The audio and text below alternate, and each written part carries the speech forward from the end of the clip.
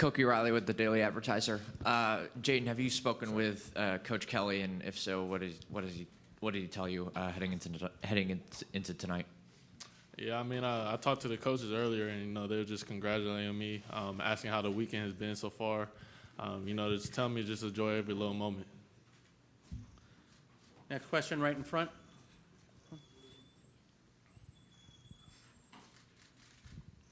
This is Gary Jones from VMH Sports. This is just a question for all of you all. This morning, how did your morning go? Did you have butterflies in your stomach?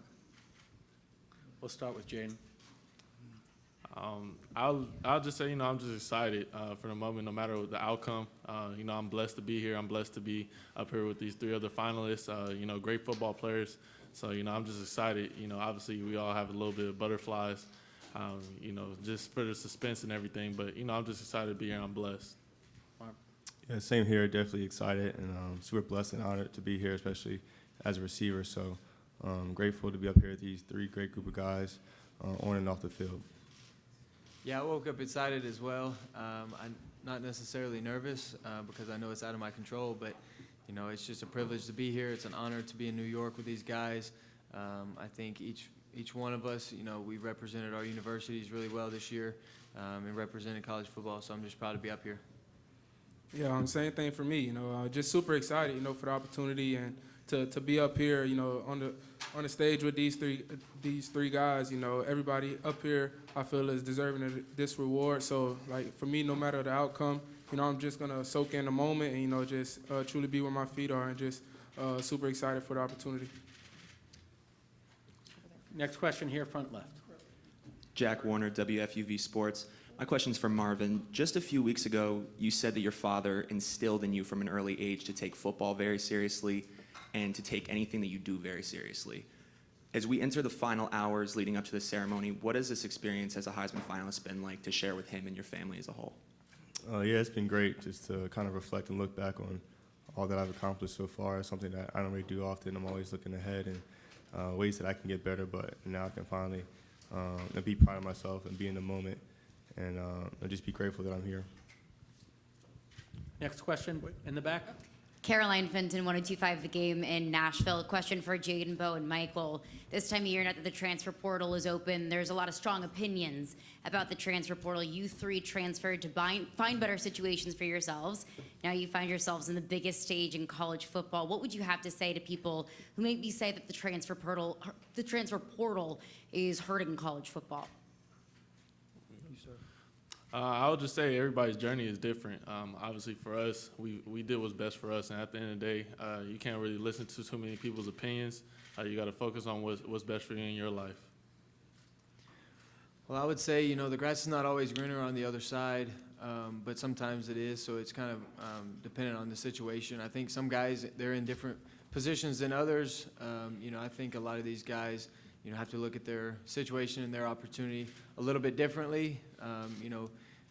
For me, I graduated, so, I felt comfortable going ahead and transitioning to another school, and it worked out for me, but some guys it doesn't necessarily work out to. So it completely depends on each individual and honestly, each university that they're planning on transferring to.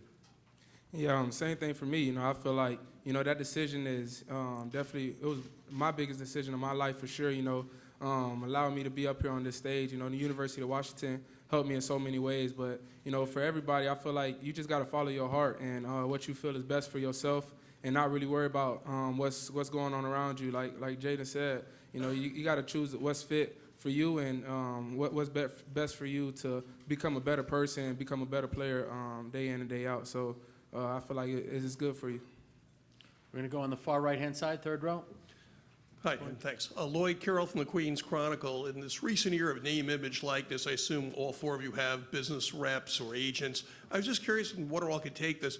Is there one piece of financial advice that's stuck with you from your conversations with your business reps that's going to stay with you? All money ain't good money. That's the biggest thing I learned.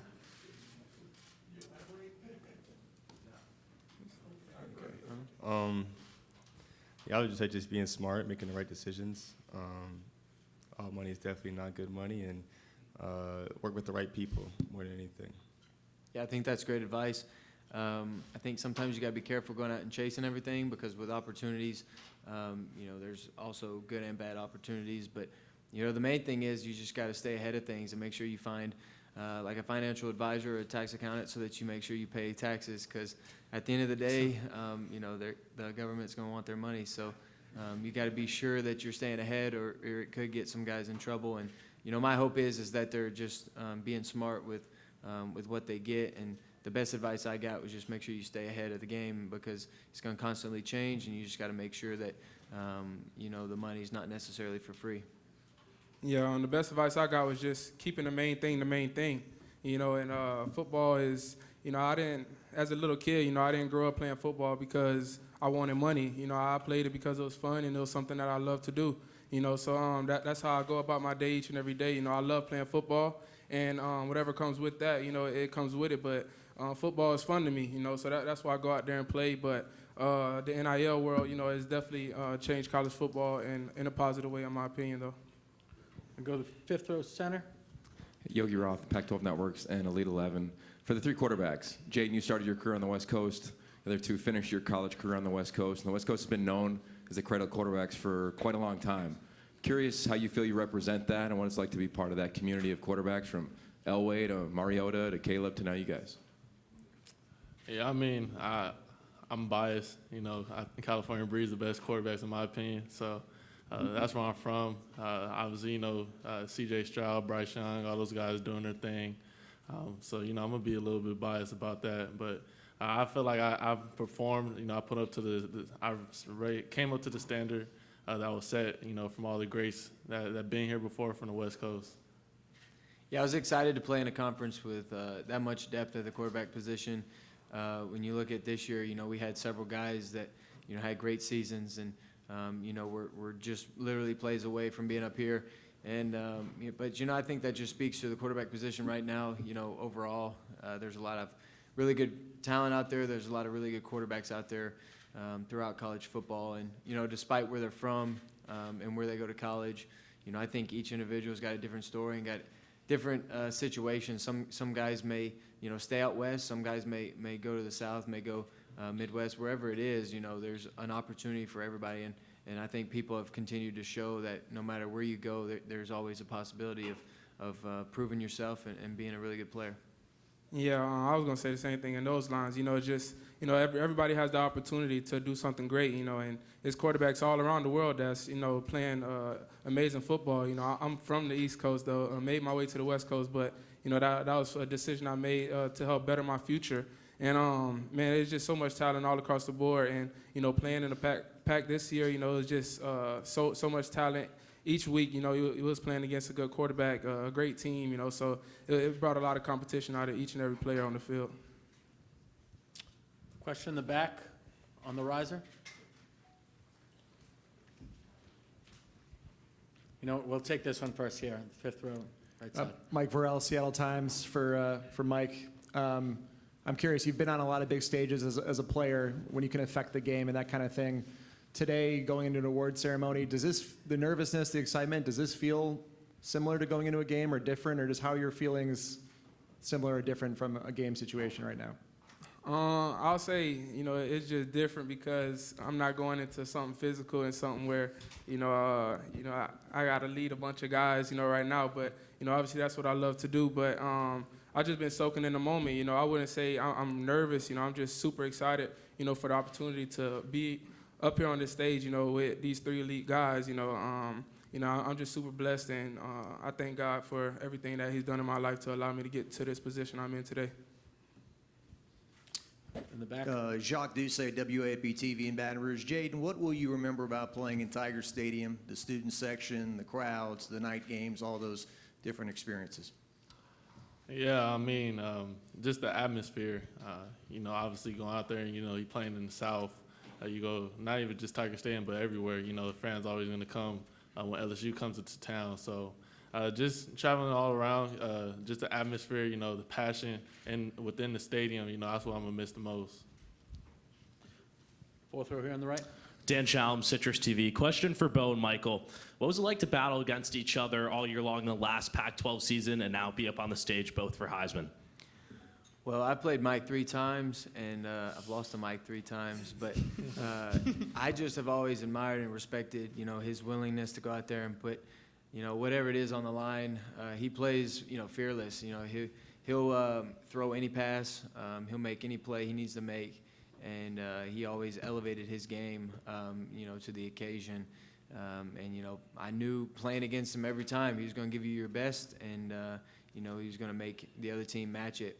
And, you know, I learned a lot from him just this year, and watching him over the last 2 years, over the last 2 seasons. You know, I think he does a really good job from the pocket. I mean, he makes every throw, throws some really, really good throws. And it's just fun to watch. You know, it's fun as a quarterback and as a football fan to watch, you know, quarterback play like that.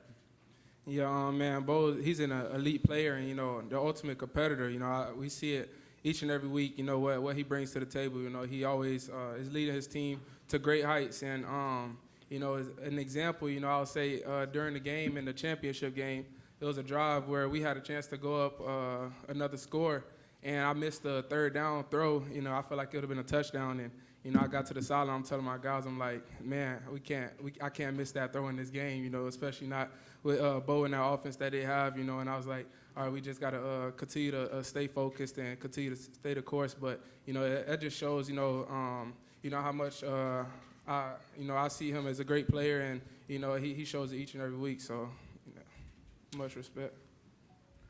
Third row here on the left. Hey guys, how's it going? Jake Krieger, WNYU. This is a question for all of you guys. So going through this type of experience, being an elite athlete, a lot of your success is based on the people around you that support you and help make you into the athlete you are. Who's someone that you're thinking about today, sitting up there and being able to have an opportunity to be a Heisman finalist? I'll say for me, both my grandparents that passed away a couple years ago, so they helped me mold me to who I am today. Obviously, I wish they were here, but I know they're watching me above. But those are 2 people that have molded me to this day. I really just say my family as a whole, just all the love and support they've shown me throughout my college career. They always stuck by my side no matter the expectations that were placed on me. And there's a game outside of football as well, and that's just with life. So to always have them in your corner means a lot. Yeah, this may be an individual award, but, you know, it starts with your family, and then it goes to coaches and teammates. You know, growing up from a football family, you know, I learned everything I know about the game really from my grandfather, my uncle, and then my dad. You know, playing for my dad in high school was really important. You know, he taught me everything. I mean, played for him for 5 years, and so, you know, you can imagine not only how tough it was, but how fun and rewarding it was, you know, to play for your dad on Fridays. And then when I got to college, it was all about teammates and coaches. You know, I wouldn't be here without each and every one of them. They all played a huge role in my success and in my development over time. And even going back to Auburn, you know, Auburn and Oregon, you know, even though I've had the last 2 years at Oregon, I learned so much in my time at Auburn. And, you know, I learned the ups and the downs and how to battle back from adversity. So I wouldn't be here without, you know, all my coaches, teammates throughout college, and ultimately my family. Yeah, I would say my family for sure. You know, they always been there. They always been there supporting me. You know, each and every step of the journey. You know, through all the adversity that I've been through with injuries and stuff like that. But, you know, I'll definitely highlight both of my parents. You know, making a lot of sacrifices. You know, moving different cities while I was in high school to allow me to have a better opportunity to play at the next level. You know, they definitely did a lot of things to help me be to where I'm at today. So I definitely have to thank them. Back left by the risers. Jack Lazarus from the Daily Emerald in Eugene. This is a question for all of you guys. How can each of you carry the momentum from being named a Heisman finalist into the professional level? I'll just say just staying level, you know, giving glory to God and everything that you do, because without him, we wouldn't be in this position. You know, just staying humble, no matter how big you get, how many successes coming your way, it could all be taken away if you start getting away from the morals and principles, and that's giving you know, glory to God every time. I mean, I still think, you know, even as you go to the next level, football is still gonna be football. The field's not changing. You're probably gonna go get some of the same guys you played in college at the end of the day. So just continue to get better, work on your skills, and like Jaden said, just give all glory to God and let him lead the way. well, I think it can go both ways. I think you can use the momentum, but there's also, other players that weren't finalists that are really good players that are going to be in the next level that, deserve all the credit that they receive too. So really it's going to be continue to do what got you here and what made you into the person you are today. And, that starts with your work ethic and then, with your priorities. And you got to keep the main thing and continue to, do what you're supposed to do and, be dependent on yourself and just go out and get it. If that's what you want, you got to continue to go out and get it. And, all the time, like these guys said, all the time you got to keep, your identity and the one true person who's going to continue to fill you up. If you let football and if you let rewards and accolades, be your identity, I think, you're going to lead a miserable life, and it's not going to ever be what you want it to be. And so you can do your best, and you can go out there and perform, on the football field, hoping and believing for success, but you got to have identity in something else. And, that's why I'm excited that and happy that, Jesus is that for me, because, there would be a lot of miserable days, miserable nights if I didn't have him. And, a lot of times even, that's good or bad. Even if you have a good day, sometimes it's still lonely at the top. So, that's what I'd say about my faith. Yeah, I would say, for me, it was just always being where my feet are, just staying in the moment, and just being present in the moment, not really focused on too much, not putting too much on your plate. It just allows you to go out there and play free and, just have fun, and just knowing that, as long as you have trust and have faith, for me, believing in God, just believing that, the path that he has for me is already set, and just for me to go out there and just do whatever I can to, get 1% better each and every day, that's what it's all about for me. Back left again. Yeah, guys, Michael Cobble, WBRZ TV in Baton Rouge, Louisiana. If we could start with Mike and just work our way down. This is such a unique moment in your life, right? And then just the four of you got to experience. Just kind of tell me what the last 24 hours have been like for you, maybe the highlight that you've experienced, and we'll just kind of keep it at that. Yeah, I would say, man, I've been living in the highlight every second. Each and everything we've done, it's been amazing. To be up here on this stage, is obviously it's a blessing. And I'm just super excited.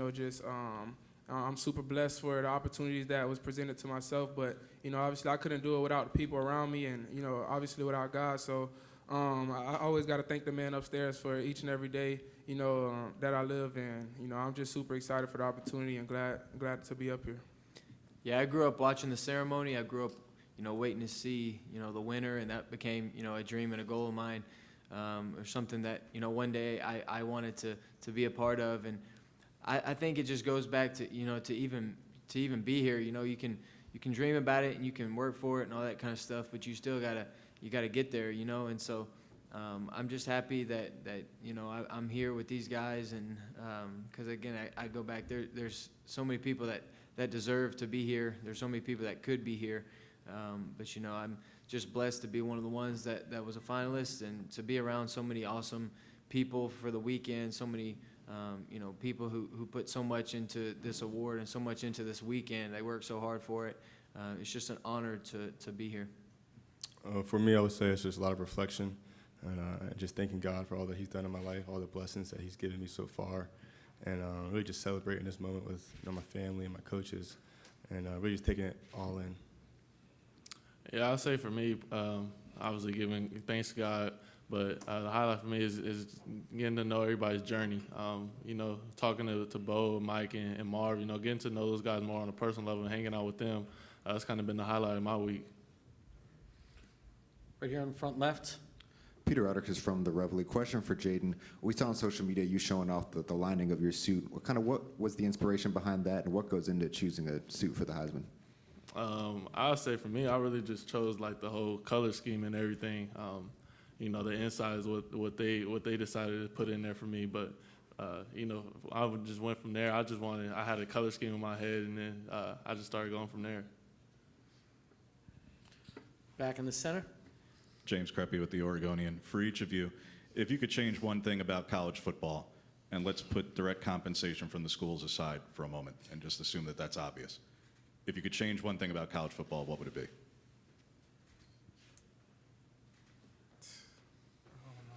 I I would say conferences, really. I'd rather play the best teams throughout the whole year and not just who's close to you or who's around you, but to go to obviously Big Tens and with the Pac-12 combining now, but to play Washington, play Oregon, play LSU, play all the big schools on a weekly basis, that would be great for college football.